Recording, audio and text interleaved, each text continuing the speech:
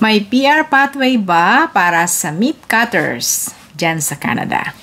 At ang sagot natin ay yes. May PR pathway po ang meat cutters and butchers in Canada. Unahin na natin ay sa province of Ontario, kung saan po ako narito. Merong employer job offer in demand stream. So ilalim po yan ng Ontario Immigrant Nominee Program. Under this stream, nakasaad po doon na in demand ang trabahong yan. NOC 94141, industrial butchers and meat cutters, poultry preparers, and related works.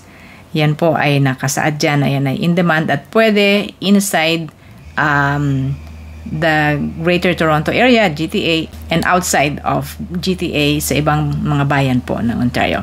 Para malaman mo ang ibang requirements, basahin lang po ang website ng OINP. Isa pa yung Express Entry Program kasi kasama yan sa category ang agriculture and food. Kaisa-isa na po yan na occupation na nakalagay dyan.